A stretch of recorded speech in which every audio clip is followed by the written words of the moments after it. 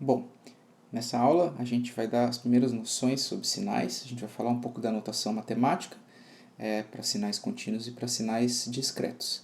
Mas antes de mais nada, a gente precisa se fazer uma pergunta.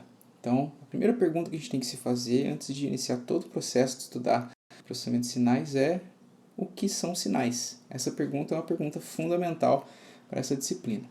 Então eu quero que você faça o seguinte exercício, onde você está. Eu sei que isso pode ser meio chato, mas eu quero que você pause o vídeo em alguns instantes e tente responder essas perguntas. O que são sinais? E para responder essa pergunta, você pode subdividi-la em 4 perguntas, por exemplo. Que palavras vêm à sua mente quando você pensa em sinais? O que você acha que você vai estudar nessa disciplina em termos aí de um brainstorming, tá? O que é um sinal? Tenta dar uma definição para isso na sua cabeça. Para que fim você usa um sinal? E um exemplo, pelo menos, de sinal. Então, tenta pausar o vídeo agora e escrever essas respostas no papel e a gente volta com as respostas típicas em alguns instantes, tá bom? Bom, tempo para responder então agora as perguntas, tá? As respostas mais usuais que a gente tem numa sala de aula para essas perguntas são as seguintes. Por exemplo, que palavras que vêm na cabeça quando a gente pensa em sinais? Isso eu estou coletando mais ou menos o que os alunos respondem em sala de aula, tá? Então, muita gente já vai responder de cara som, porque, claro, a gente está estudando acústica e áudio, então som, obviamente, é uma coisa super importante, então som é um tipo de sinal.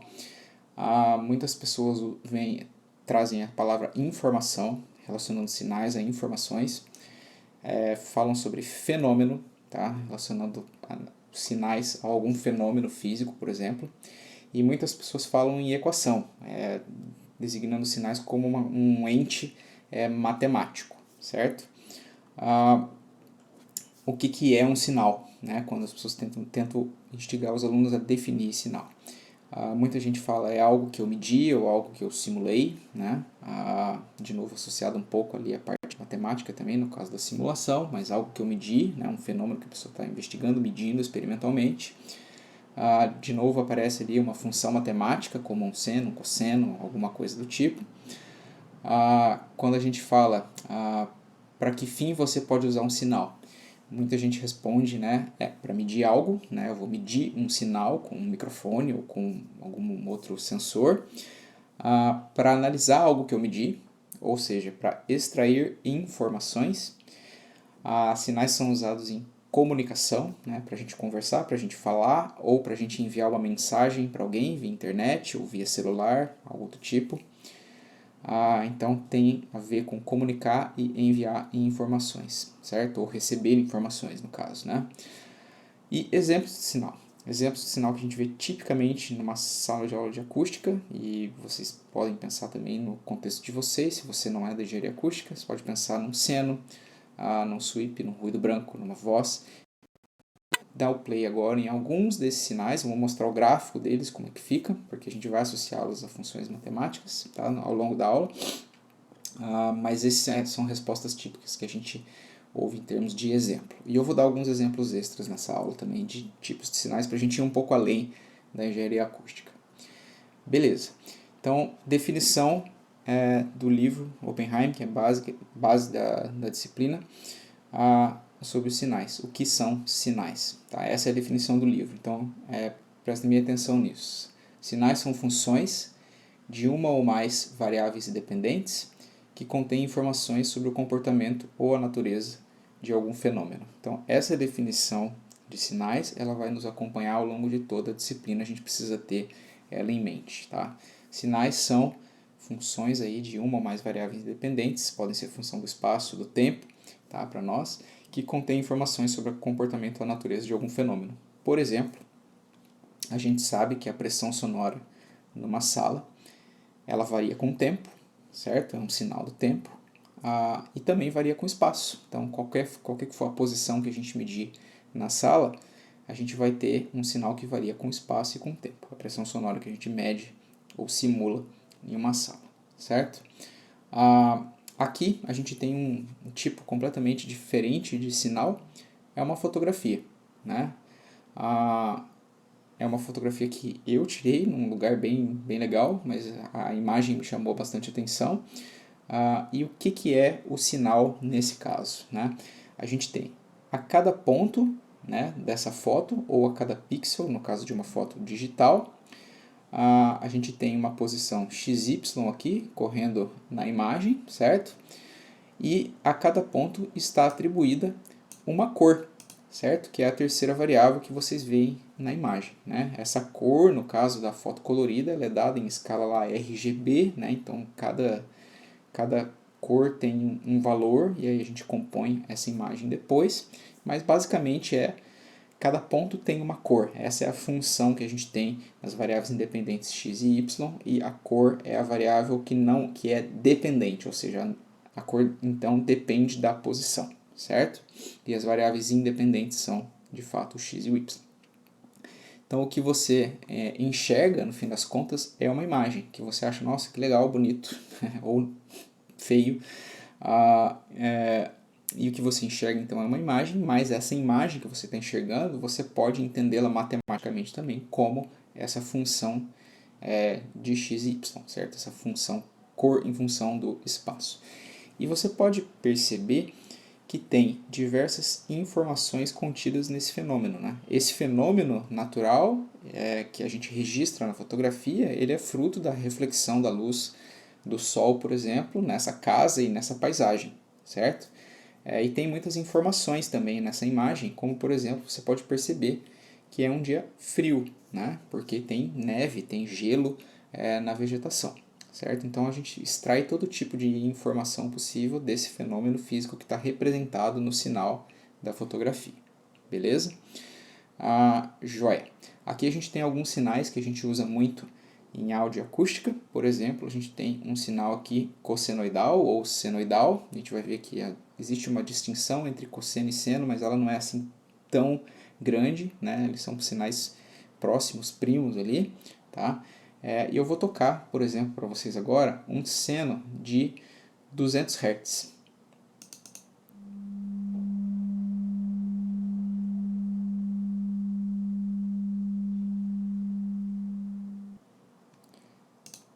E agora eu vou tocar um seno de 2000 Hz.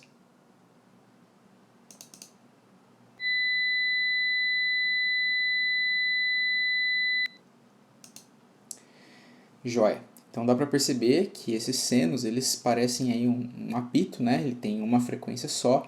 Essa é a característica principal dos senos que a gente vai aprender depois a analisar em mais detalhes ao longo da disciplina, tá? Outro sinal que aparece que é muito comum para nós da engenharia acústica é o sweep, né? E o sweep, ele nada mais é que um seno cuja frequência é variável, ou seja, a frequência não é fixa com o tempo. A gente varia a frequência ao longo do sweep. Então, se a gente ouvir um sweep agora,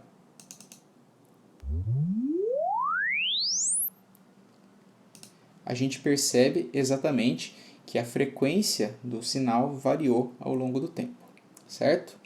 Bem, aqui a gente tem um sinal de fala, né? Eu não preciso tocar isso, é só uma palavra em uma frase, né? Ou duas palavras, na verdade, Boston Symphony. Vocês percebem, se vocês olharem as aulas de inteligibilidade da fala lá em acústica de sala, vocês vão perceber algumas características da fala, por exemplo, como o fato de que a fala é um sinal modulado em amplitude, certo? Aqui a gente tem à esquerda a representação do fenômeno, né, temporal, lá, a nota Lá de um clarinete, e aqui a gente tem ela representada, o mesmo fenômeno representado no domínio da frequência. A gente vai falar depois em detalhes o que significa aí os domínios do tempo e frequência, analisar mais coisas, certo? Beleza. A gente tem uma notação base para estabelecer ao longo dessa disciplina, porque a gente vai estar preocupado aí com dois tipos de sinais ou fenômenos cuja variável independente primordialmente para nós é o tempo. É o que a gente mais vai se ocupar ao longo dessa disciplina, embora depois seja possível se preocupar com o espaço também, mas nessa disciplina a gente vai falar mais da variável independente como sendo o tempo. E aí a gente tem dois tipos básicos de sinais. Os sinais contínuos, né, cuja variável independente aqui, o VI, é o tempo, e os sinais discretos, certo? Com variável independente discreta. Então, sinais contínuos. A gente vai usar esse tipo de notação aqui, em que T minúsculo representa o tempo, a variável independente, dada em segundos, e x de t e y de t representam sinais contínuos. É preciso notar aqui coisas importantes sobre a notação da disciplina, porque a gente vai usar isso ao longo de toda essa disciplina, de que sinais representados aqui no domínio temporal, no domínio do tempo, vão ser dados aí com a letra minúscula, tá? E a variável independente vai aparecer aqui entre parênteses a letra minúscula t. Então vai ser x minúsculo, parênteses t minúsculo, certo?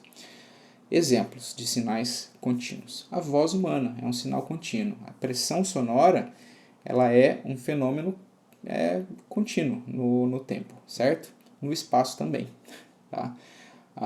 O sinal que você grava com o microfone, o sinal que está no cabo lá do microfone, depois que ele transformou, né, a pressão sonora em um sinal de tensão elétrica, esse sinal de tensão elétrica no cabo do microfone, que você vai entregar lá para sua placa de som, ele é um sinal contínuo também, tá? Se ele for gravado com microfone analógico. Hoje a gente já tem microfones digitais que já fazem essa transformação lá dentro do circuito do microfone, tá? Mas um sinal típico de um microfone é um sinal contínuo de cabo que está conectado no microfone.